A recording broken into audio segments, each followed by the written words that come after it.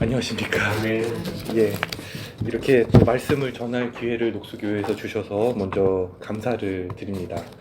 오늘은 이번 주에 잠시 후배랑 통화하면서 나누었던 이야기로 시작하고 싶습니다. 이제 제가 목사기도 하지만은 또 카페 사장이기 때문에요. 예전보다 좀 개인적으로 기도하는 시간이 좀 줄어들었습니다. 근데 좀 특이한 점은 대신에 설거지 할 때, 또 커피 내릴 때 이제 기도를 하게 되거든요. 특별히 이제 제가 특별한 기술이 있는데 점드립 기술이 있습니다. 한 7분, 8분 동안 커피 한 잔을 내려요. 근데 그 7, 8분 길잖아요. 그 시간 동안 제가 이제 단순한 기도를 드립니다. 예수 그리스도시여 죄인인 나를 긍휼히 여기소를 반복하면서 예, 커피를 내리게 되는데 이런 제 자신이 좀 걱정된다라고 얘기를 했습니다. 그런데 그 후배가 저한테 어떻게 대답해 주었냐면은 어쩌면 일상 속에서 기도를 기억하고 하는 것이 더 어려운 일인지도 모른다라고 얘기를 해 주었어요. 근데 이제 그 친구도 그렇고 이번 주에 이렇게 연락을 나눈 분들이 계신데 두 분 다 아이가 장애우였습니다. 근데 참 장애우가 있으면 가족들이 참 힘든 것 같아요. 한 명을 돌보는데 가족들이 다 마음을 쏟지 않으면은 예, 쉽지가 않고 또 특별히 누군가 아프게 되는 일들도 있더라고요. 그래서 그 가족까지 돌봐야 되는 그런 일들을 보면서 근데 그 친구가 저한테 해준 얘기여서 더 저한테 마음이 다가왔습니다. 일상 속에서 기도하는 것이 더 어려운 게 아닌가. 그러니까 믿음이라는 것은요, 어떻게 보면 우리가 생각하는 어떤 정형화된 그 이상에 우리를 맞추는 것이 아니라 도리어 우리의 다양한 일상 속에 신앙을 담는 행위가 아닌가 오늘 여러분께 말씀을 드리고 싶습니다. 종종 우리는 신앙을 특별한 모습이라고 생각합니다. 목사의 모습, 선교사의 특별한 부르심, 모든 세속적인 일을 버리고 오직 하나님만을 바라보는 삶을 신앙의 이상적인 모습으로 여기게 되는데요. 물론 그러한 부르심도 있습니다. 저도 그래서 때로는 좀 제 자신이 부끄럽게 여겨질 때가 있습니다. 그러나 모두의 부르심이 동일한 것은 아니라는 것을 말씀드리고 싶습니다. 그리고 어둠과 빛이 존재하는 현실 속에서 모순과 갈등이 가득한 일상 속에서 그럼에도 불구하고요. 하나님의 뜻을 끌어안고 살아가려고 하는 것 그것은 오늘 이 시대 그리스도인으로 살아가려는 우리 모두의 과제가 아닌가 이렇게 말씀드리면서 말씀을 시작하고 싶습니다. 이러한 어떤 문제 제기를 가지고 오늘 본문을 봤을 때 첫 번째로 말씀드리고 싶은 것은 오늘 본문의 주인공이 누구냐는 겁니다. 목사님도 아니고 선교사님도 아니고 신앙생활을 틀에 잘 맞춰서 했던 유대인들도 아니고 나면서 맹인된 사람이 오늘의 중요한 주인공으로 등장한다는 것을 먼저 여러분들께 말씀드리고 싶습니다. 이 맹인은요, 예수님을 만나다 눈뜬 사람일 뿐만이 아니라 박해와 위협 속에서도 예수님을 부인하지 않고 믿음의 고백을 한 사람으로 나오게 됩니다. 이거를 이제 말씀드리기 위해서 어렵지만 오늘 본문을 41절까지 읽어야 그게 나오기 때문에 여러분께 말씀을 드립니다. 9장 22절을 보면요. 부모조차 유대인들을 두려워합니다. 누구든지요. 예수를 그리스도로 시인하게 되면은 회당에서 쫓겨나는 상황입니다. 이것은 오늘 요한복음의 상황이기도 하면서도 또 초대교회에 박해를 경험했던 그 초기 유대인 그리스도인들의 상황이라고 저는 말씀드리고 싶습니다. 그런데요. 그 위협에도 불구하고 물러서지 않는 한 사람이 있는데 마침내 예수님을 다시 만나서 이 소경은 이렇게 고백합니다. 38절 한번 보시면 좋겠어요. 주여 내가 민다이다. 큐리어스거든요. 그러니까 주님이라고 고백을 하는 겁니다. 이거는 요한복음 최초가 아닌가 이런 생각이 들어요. 그리고 엎드렸다고 얘기하고 있는데 이 단어와 동일한 단어가 뭔지 아십니까? 요한복음 4장에 예배하다라는 단어입니다. 신령과 진정으로 예배하다라는 단어와 여기서 엎드려 어떻게 보면 경배하다라는 단어거든요. 예배하다. 이 단어가 일치하는 것을 볼 수가 있습니다. 그러니까 어떻게 보면 당시대 예수님을 하나님을 제대로 안다고 말했던 종교 지도자들, 유대인들과 대조해서 나면서부터 맹인되었던 이 사람을 오늘 요한복음 전체는 참된 믿음의 사람으로 세워주고 있는 것입니다. 그러니까 하나님께서 보내신 사람은 누군가? 그것은 어떤 우리가 생각하는 정형화된 모습이 아니라고 말씀드리고 싶습니다. 훌륭한 조건을 갖춘 사람, 모든 문제가 해결되어서 아무 문제가 없는 사람, 삶이 안정되어서 우리가 너무 부러운 사람, 또 신앙적으로도 전혀 흠이 없어 보이는 사람이 하나님의 일을 할 수 있는 것이 아닙니다. 도리어 오늘 본문은 신앙의 모범으로 사람들이 죄의 결과로 그 삶을 산다고 여겨지는 사람, 사회의 주변부로 밀려난 사람, 오랫동안 다른 사람의 도움 없이는 한 치 앞도 걸어갈 수 없는 그 사람이 예수 그리스도를 가장 분명하게 증언했다는 것에 대해서 오늘 여러분들이 꼭 기억하시기를 바랍니다. 그래서 그 나면서부터 맹인인 사람과 같이 오늘 우리도 평범한 인간이 아닌가 이런 질문을 드리고 싶습니다. 우리 모두가 부족함을 가지고 있고요. 삶에는 다 압니다. 밖에 사람들은 뭐죠? 가족들은 다 알아요. 모순이 있고 우리 모두가 해결되지 않은 문제를 안고 살아갑니다. 또 세상의 부조리가 얼마나 큽니까? 거기서 우리는 낙심하고 처절하게 흔들리는 우리입니다. 그러나 우리 모두는 그 자리에서 예수 그리스도를 길과 진리, 생명으로 끌어안고 우리 삶을 하나님을 향해 일신우일신 날마다 새롭게 하기 위해서 신앙의 여정을 걷고 있는 줄로 믿습니다. 저 역시 목사로 부르심을 받았는데요. 작은 카페를 운영하는 사업자로 살아가고 있습니다. 또 오늘의 시대는 교회가 성장하는 시대를 지나서 전통적인 목회 방식으로는 목회를 이어가기 어렵기 때문에요. 많은 목회자들은 다른 일을 병행하고 있습니다. 성도들의 삶은 어떻습니까? 과거의 정규직, 결혼하여 가정을 이루는 것, 일정한 형태의 삶을 평균적인 삶이라고 할 수 있는데 그런 삶을 벗어나는 사람들이 점점 많아지고 있습니다. 불안한 일자리를 살아가야 되면서 한 달 그 월급날을 기다리고 결혼을 하지 않거나 결혼을 미루는 젊은이들도 많아지고 있습니다. 또 가족의 어려움 때문에 자기네 일을 미루는 사람들도 있고요. 장애가 있는 가족과 함께 살아가면서요. 누구에도 말 못하는 어려움을 감내하는 사람들도 있습니다. 우리는 이것을 때때로 정상에 빗나간 사람들, 신앙에서 벗어난 사람으로 여깁니다. 그러나 우리는 기억합시다. 요한복음 당시 비정상적이고 불행한 존재로 여겼던 그 사람을 믿음의 모범으로 내세우고 있습니다. 우리가 이것을 새로운 삶의 방향으로 한번 담아보면 어떨까 여러분께 말씀드리고 싶습니다. 우리의 삶을 있는 그대로 한번 바라보는 겁니다. 거기엔 빛도 있고 어둠도 있고 모순도 있고 부조리도 있고 또 좋은 부분도 많이 있습니다.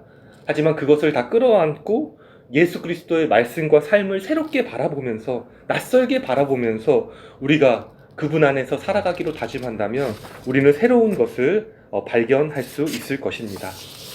첫 번째 말씀드린 것, 나면서부터 맹인이 주인공이라고 말씀드렸습니다. 믿음은 삶의 신앙을 담는 것이라고 말씀드립니다. 두 번째는요, 이러한 삶을 살아가기 위해서 오늘 본문에서 우리에게 제시하고 있는 것이 무엇이냐는 것입니다. 그것은 예수님이 우리 삶을 어떻게 바라보시는지 깨달아야 됩니다. 주님은 우리 삶을 아름답게 바라보십니다. 나면서부터 맹인에 대해서요, 요한복음 9장 1절부터 3절은 이렇게 말하고 있습니다. 제자들이 묻습니다. 랍비여, 이 사람이 맹인이 난 것은 누구의 죄로 인함입니까? 부모의 죄로 인함입니까? 아니면 자기의 죄 때문에 그런 것입니까? 맹인에 대해서 어떻게 생각하냐면 사람들은 죄에 대한 벌로 여겼습니다. 왜 이 사람에게 일어난 일이 일어났는지에 대해서요, 그 사람의 아픔을 같이 공감하지 못합니다. 그 원인을 분석하려고 합니다. 누구의 죄 때문인가? 자기의 죄 때문인가? 부모의 죄 때문인가? 그게 중요할까요? 예수님은 말씀하십니다. 이 사람이나 그 부모의 죄로 인한 것이 아니라 그에게서 하나님이 하시는 일을 나타내고자 함이라라고 말씀하십니다. 이렇게 말씀하시는 이유는요, 어떻게 보면 한 사람의 인생의 고통을 만들어서 그것을 통해서 자기가 영광을 돌리기 위함이 아니라 예수님께서는요, 잘못된 제자들의 인식의 틀을 깨트리기 원하셨습니다. 제자들은요, 그의 과거를 물었습니다. 하지만 예수님은 그의 미래를 바라보십니다. 사람들은요, 그의 인생을 죄의 결과로 보았습니다. 하지만 예수님은 그를 하나님의 일을 나타낼 존재로 보십니다. 사람들은 그의 인생을 실패한 인생으로 보았는데요, 예수님은 그 안에서 한 송이 꽃이 피어날 가능성으로 보셨습니다. 우리 모두 안에 그 하나님의 복음의 씨앗이 감추어져 있습니다. 겨자씨보다 작아서요, 눈에 보이지 않는 것 같지만 예수님은 우리를 바라보실 때 그 감추인 생명 안에서 우리를 바라보십니다. 그래서요, 저는 우리에게도 그 숨겨진 아름다움을 발견한 눈이 있는 자가 복되다고 말씀드리고 싶습니다. 옆에 있는 분들 한번 바라보실까요? 어떻게 바라보십니까? 좀 부담스럽게 생기셨나요? 네. 네. 일상적으로 보는 네. 만약에 그렇게 안 보이신다면 좀 기도하면 좋겠습니다. 외모가 아니라 그 중심을 바라보게 해 주십시오 하고 다시 바라본다면, 물론 그에게 아픔과 상처가 있고 미움과 절망이 밀려올 수도 있고 그의 삶이 메마른 땅과 같을 수도 있습니다. 그러나 그에게 그리스도께서 심어 놓으신 그 복음의 씨앗이 있습니다. 우리 자신도 한번 바라보시면 좋겠습니다. 다른 사람들은 잘 바라보거든요. 그래서 막 잘해주고 하는데 나 자신에 대해서 가장 냉정한 우리가 될 수도 있거든요. 우리 안에 두려움도 있고요, 실패에 대한 기억도 있고요, 자기 자신을 미워하는 마음도 있습니다. 그러나 그것이 우리의 전부는 아닙니다. 우리 안에 하나님이 창조하신 본래의 모습, 그리스도께서 심으신 생명의 씨앗이 있습니다. 오늘 말씀에 귀 기울이시면 좋겠어요. 우리의 삶이 죄 때문이 아니라 하나님의 일을 드러내기 위한 것이라는 주님의 말씀을 마음에 새기고 되뇌인다면요, 우리는 살아갈 존재의 용기를 다시 얻고 우리 삶 안에서 그것을 믿음으로 살아내 본다면 그 씨앗이 30배, 60배, 100배의 열매를 맺을 수 있을 거라고 저는 믿습니다. 우리의 삶이 한 송이 꽃이 되고 우리가 마침내 주님의 숲을 이루어서요, 이곳이 하나님의 나라다 라고 고백하는 우리가 되었으면 합니다. 다시 한번 묻습니다. 우리의 시선은 어떻습니까? 우리의 일상은 어떻게 바라보고 계십니까? 가족과 자녀는 어떻게 여러분들 바라보시나요? 죄인론에, 운명론에 빠져 있지는 않으십니까? 저 사람은 원래 저래, 우리 집안은 어쩔 수 없어, 내 인생은 이미 늦었어, 우리 아이는 가능성이 없어 라고 말하고 있지는 않습니까? 예수님의 말씀이 우리에게 새로운 눈을 열어줍니다. 나 자신을 향해서, 우리의 가족을 향해서, 일상에 만나는 모든 사람을 향해서 우리가 다시 노래할 수 있기를 바랍니다. 좀 쑥스럽긴 한데 이 찬양이 생각났어요. 혹시 아시는 분은 같이 따라해 주시면 좋겠어요. 때로는 너의 앞에 어려움과 아픔이 있지만 담대하게 주를 바라보는 너의 영혼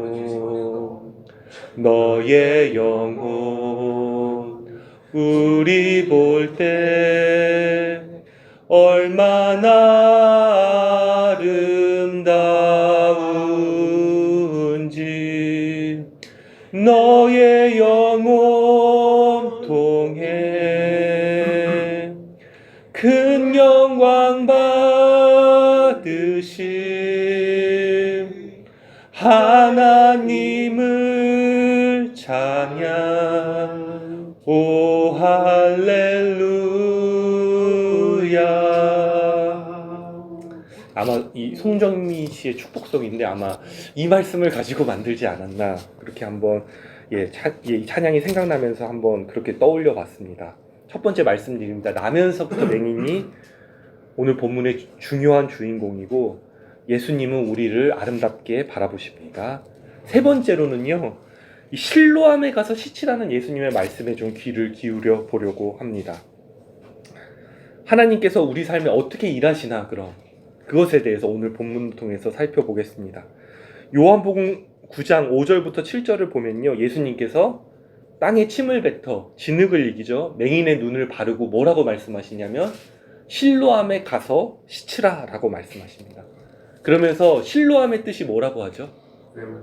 보냄을 받다. 예. 보통 뭐 실로암 안과 이렇게 하는데 실로암이 눈을 뜨다 이렇게 우리가 보통 생각할 수가 있습니다. 근데 보냄을 받다라는 단어라는 거 여러분 기억하시면 좋겠습니다.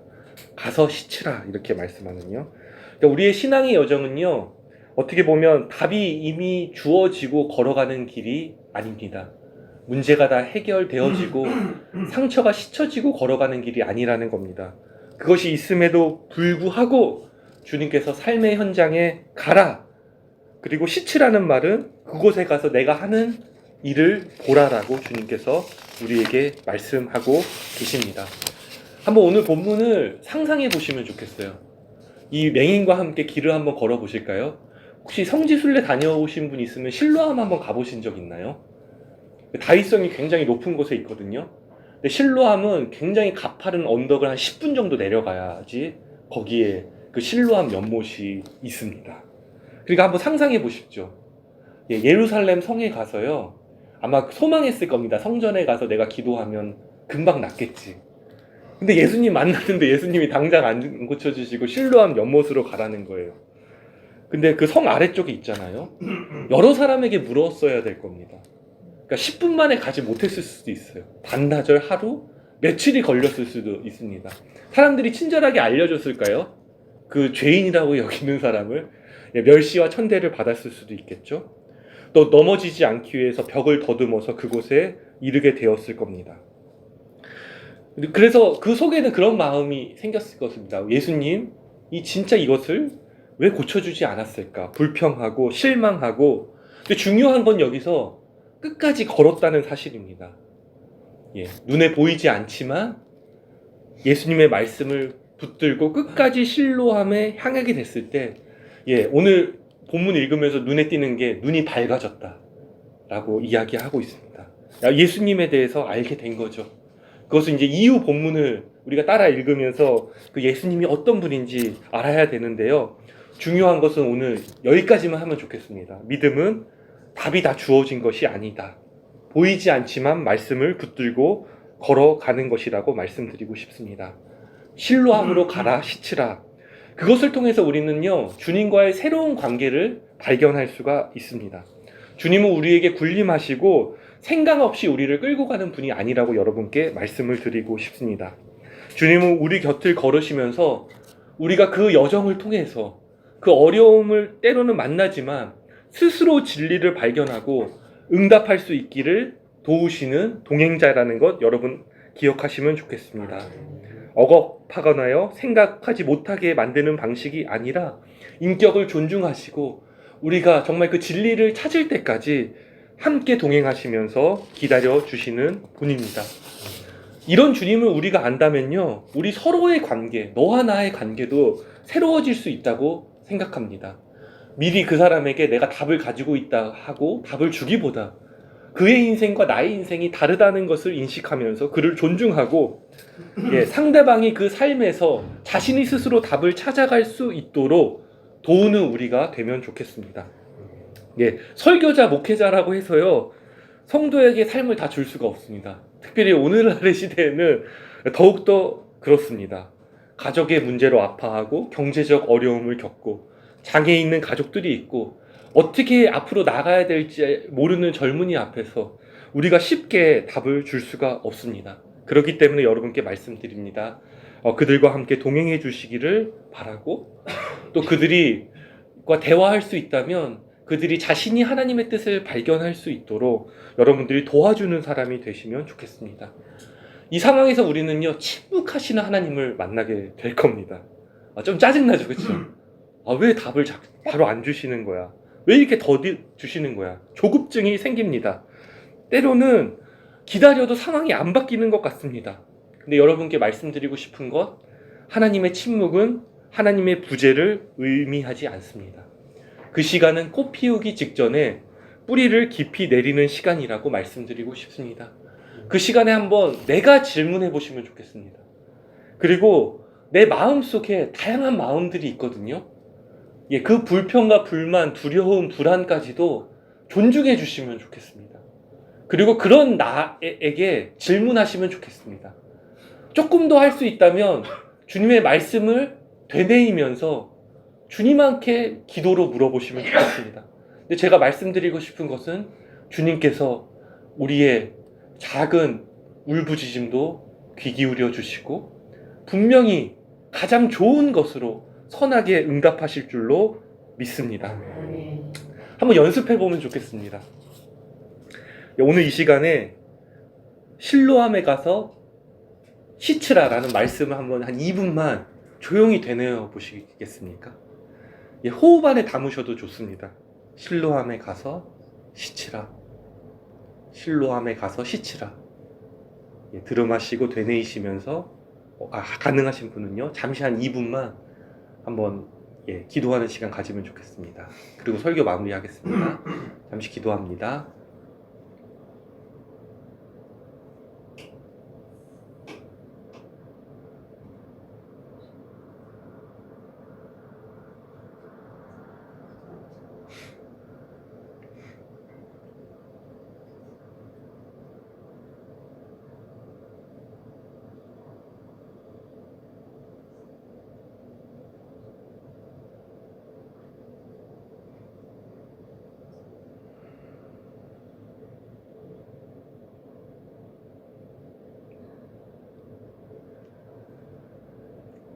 예, 30초 후에 마무리하겠습니다.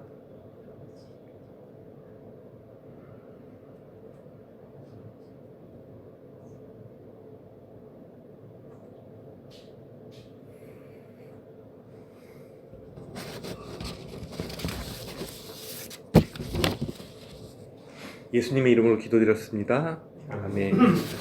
혹시 좀 이렇게 느끼신 거 나눠주실 수 있는 분이 있을까요? 좀 당황스러우시겠지만, 장로님, 부탁드리겠습니다. 네, 여러 번 이 말씀을 묵상을 하고 또 계속해서 들었지만 그게 내가 날 때부터 소경이었다는 사실을 잊고 산 때가 많았습니다. 그 말씀을 통해서 나도 날 때부터 소경이었었는데 하나님의 뜻을 발견하기까지 하나님을 알아가기까지 몇십 년의 세월이 이렇게 쭉 흘러서 이제 조금 어렴풋이나마 하나님의 뜻을 발견하고 알 수가 있었다. 그래서 바라기는 녹수교의 모든 성도들이 진리이신가 하나님, 내가 곧 진리요 생명이다 말씀하셨습니다. 다른 곳을 헤매지 않고 특히 우리 자라나는 세대들이 더 이상 세상의 길을 찾기 위해 헤매는 것이 아니라 그 진리의 길, 그 진리의 하나님, 그 하나님의 말씀을 듣고 평생의 삶이 하나님을 찾아가는, 그래서 눈을 밝히 뜨는 그러한 세대들이 되었으면 좋겠다는 생각을 합니다. 감사합니다. 나눠주셔서요. 너무 좋은 말씀 감사합니다. 네, 혹시 네네네. 말씀하시려는 줄 알았습니다. 혹시 한 분만 더 혹시 있으시면 또 이게 예배가 또 풍성할 것 같습니다. 혹시 여성분 중에 한 분. 넘어가겠습니다. 또 이따 식사하시면서 또 나누셔도 좋을 것 같습니다. 맺은말 하겠습니다. 사랑하는 녹수교회 신자 여러분, 실로암은 보냄을 받았다는 뜻입니다. 그 보냄을 받았을 할 때 답을 가진 뒤에 보냄을 받았다는 것이 아닙니다. 완벽한 믿음을 가진 뒤에 모든 상처가 극복된 뒤에 보냄을 받은 것이 아닙니다. 우리는 부족하고 흔들리고 모순을 품고 하지만 있는 그대로 보냄을 받습니다. 우리가 이번 한 주 가정에, 일터에, 자녀들에게, 이웃에게, 또 아프고 외로운 사람들에게 곁으로 하나님이 우리를 보내십니다. 자꾸 특별한 곳에서 하나님의 뜻을 찾으려고 하지 마십시오. 하나님은 오늘 우리의 일상 가운데 보내십니다. 우리가 예배 후에 가게 되는 그 단순한 일상이 단순한 복귀가 아니라 하나님이 보내신 자리라는 것을 함께 기억하면 좋겠습니다. 우리가 기도할 것은 예수님의 시선을 달라고 기도합시다.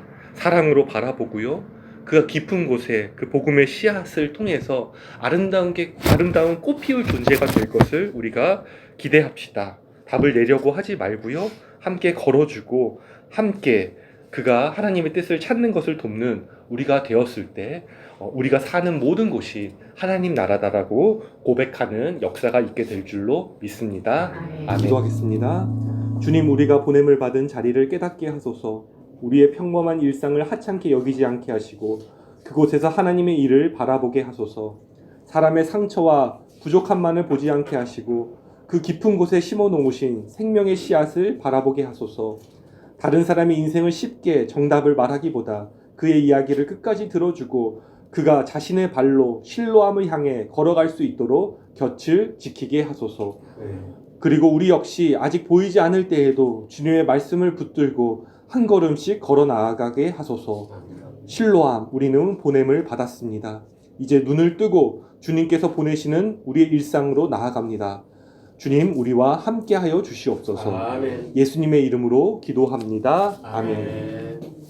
이제는 우리 주 예수 그리스도의 은혜와 하나님의 사랑과 성령님의 교통하심이 이 시간 부르심을 받아 일상 가운데 나가 주님의 마음으로 살아가기를 바라는 우리 신자들과 이 땅의 모든 교회와 이 땅의 전쟁과 아픔으로 고통받는 모든 사람들에게 주님께서 함께 하시기를 간절히 기도합니다. 아멘.